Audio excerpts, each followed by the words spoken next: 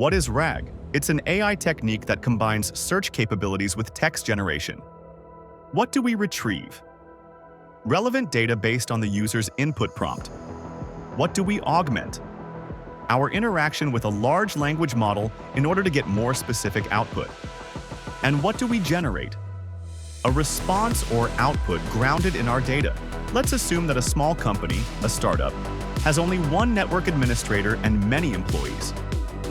Users encounter issues while working with their PCs or with the company's internal management application. The admin creates a RAG system with internal documentation that suggests troubleshooting tips through a chatbot. The chatbot could say, "How long is your PC up and running? Try a restart to clear the cache memory."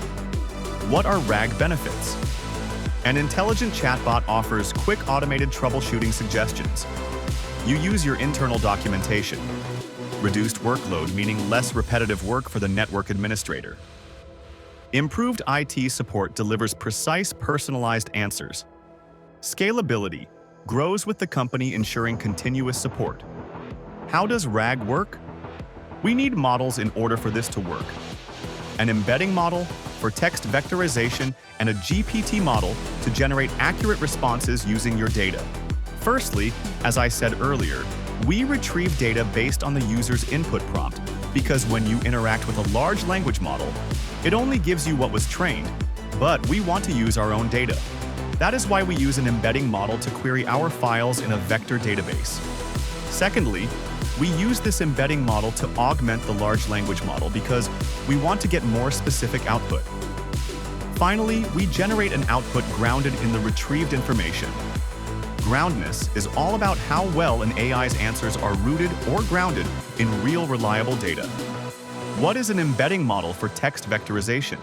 Vectorization performed by an embedding model is the process by which a machine learning model transforms a data element such as text, an image, or audio in the form of a vector in a multi-dimensional space.